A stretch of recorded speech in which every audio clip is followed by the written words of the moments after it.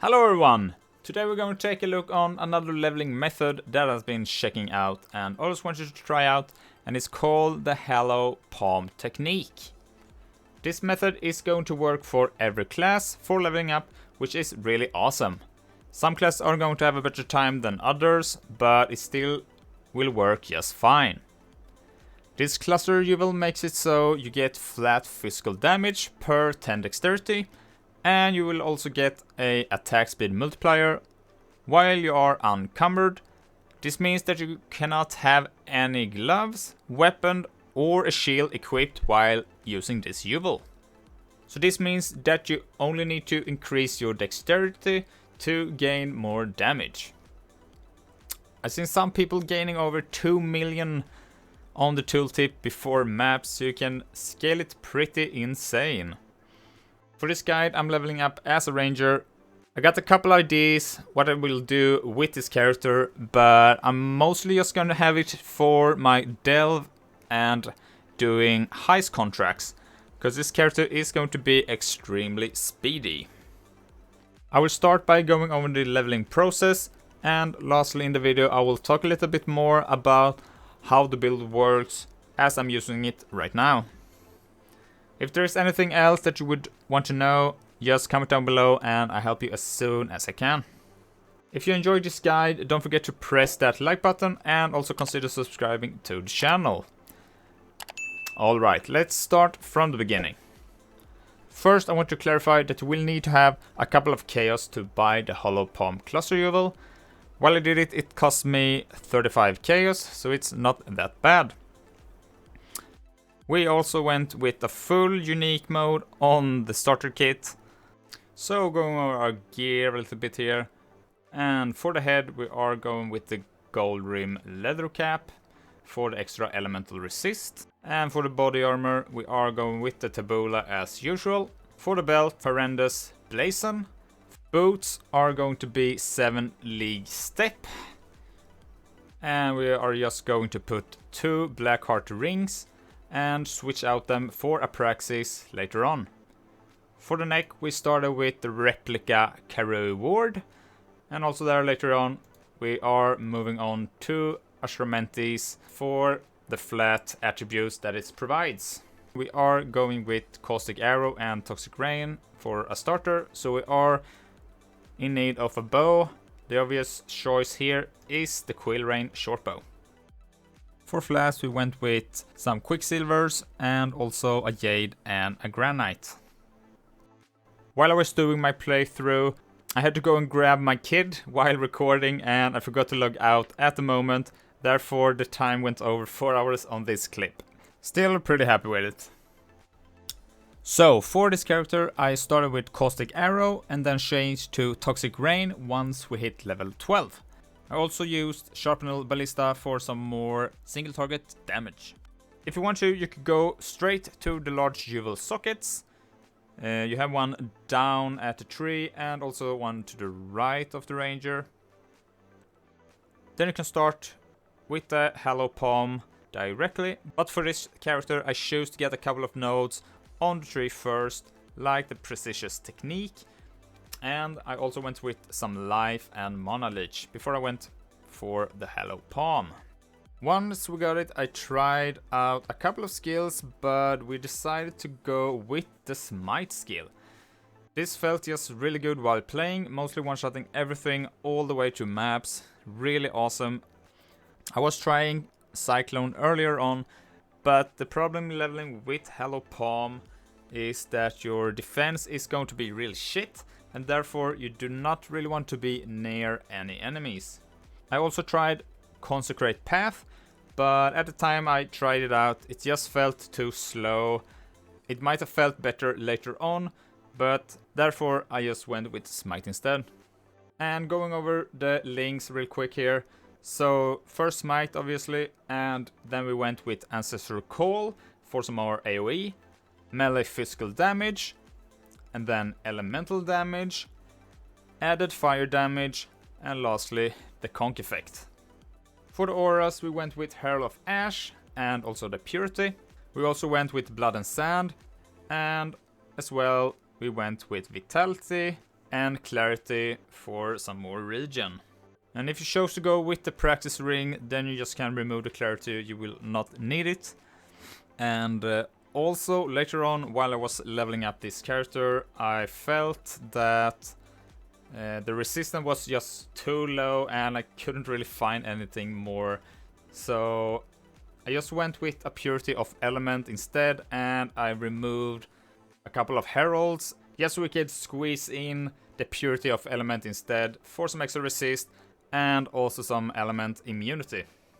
And lastly, we went with an ancestral warship totem for some more extra single target damage. It can feel a bit weird at first, but once you get the Astramentis neck, which is a big recommend by the way, and you start leveling up your gems a bit, you will really feel the gameplay pop off. I went with this all the way to maps, and the only downside with this is going to be your resist and defense overall. I would not recommend going this if you play hardcore, but I guess there are a couple of ways for it to work there as well. I had a blast running through the campaign on this character, and it just went really fast, and especially with the ranger, and we went for the raider Acendancy, which buffs us movement speed and attack speed and all that good stuff with frenzy charges. So yeah, we went really fast. And the only thing that I mentioned before that I would really complain about is the defense. It gets hard to get life and more resist overall. Having 3 slots empty while leveling and also having a full unique setup doesn't really help that much, but luckily we are on softcore and it's not going to affect us that much. So just quickly going over the character so far. We are using Cyclone as our main ability and pretty much only ability. We're also using Ancestral Warchief for some boost on our single target. And we're also using Dash for mobility. And as you can see here, we are currently around 500,000. And with the Impale and everything, with all the frenzy charges, we are looking for around 2.5 million at the moment. So that's pretty nice. For the auras, we're using Blood and Sand. We use the Dread Banner for Impale, Herald of Purity for a more multiplier. And as of now, I'm using Purity of Element just because my elemental resist is really low. As you can see here, with it off, we are not capped. And I am working on it. But for now, I'm using that one. And later on, we will change to Pride for additional 20% multiplier, which will be really huge. Moving over to gear, the helm is Devoto's Devotion. I do not have an head enchant for it right now, but there it is. For the chest, the Wild Wrap, providing us with increased dexterity, attack speed, movement speed, and increased damage per dexterity. Everything that we want here. For the boots, Garukian's Flight.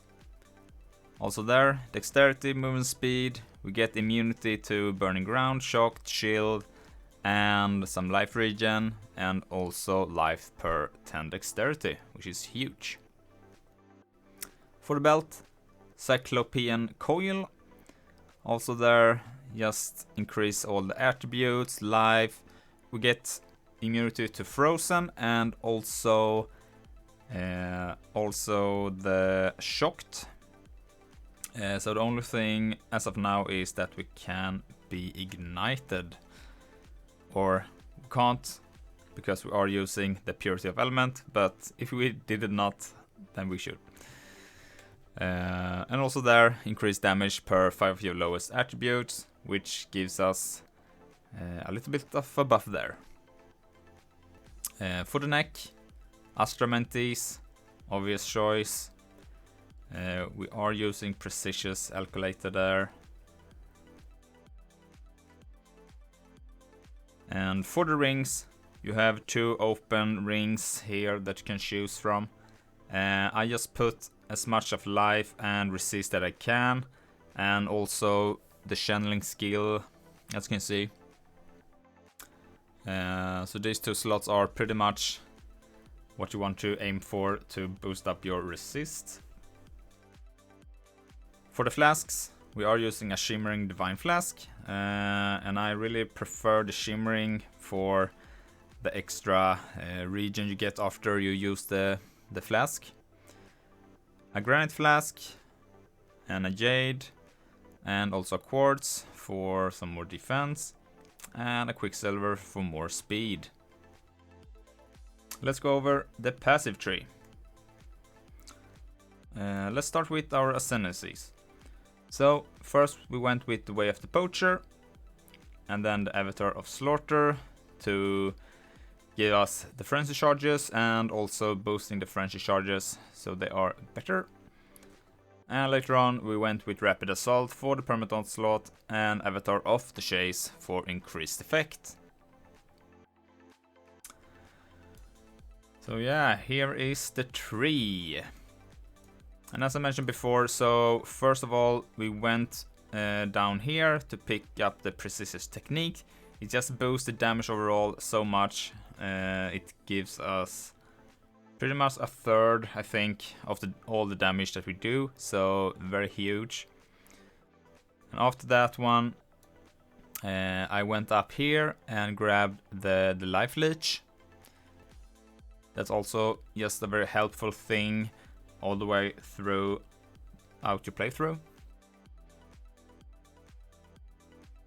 And after that, I pretty much went down here and I grabbed the hollow palm, and also went down to pick up the frenzy charges, and over here, and also one up here.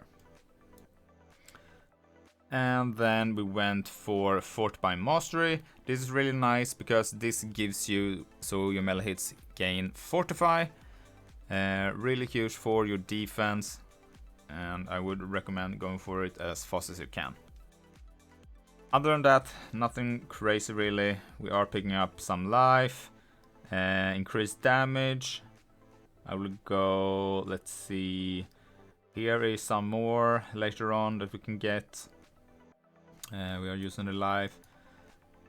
Mage Bane, we are using this one just to get our spell suppression. We are currently on 98%, so we are still lacking 2%, but that shouldn't be any problem later on. And also down here we got the dexterity nodes, which is really huge, and also attribute mastery for additional increased attributes. Another thing to note is this timeless jewel is the brutal restraint.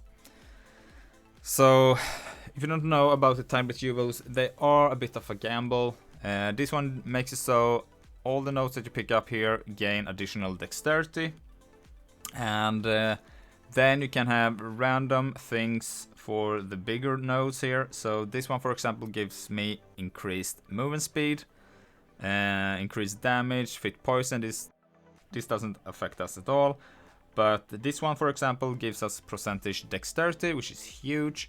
And I actually found a jewel that gives us 2 of the nodes that we are using here. So we have 2 with increased dexterity. It's really nice. I was trying to get a third one, but that's pretty much impossible, I think. This one doesn't help us at all either. This helps us some, I guess, with evasion. But yeah, so I managed to get 1 movement speed and 2% dexterity, which is huge. You won't need this, but it do help you out to mid-max your potential with this build. So yeah, that's pretty much it. I will put a link to the POB in the description if you want to check it out more. You can ask me anything in the comments and I will try to help you out as soon as I can. I will put some more gameplay before we end this video. And yeah, thanks for watching. And if you did like this video, press that like button and also consider subscribing to the channel. It do help out a lot. And with that said, I'll see you in the next one. Bye!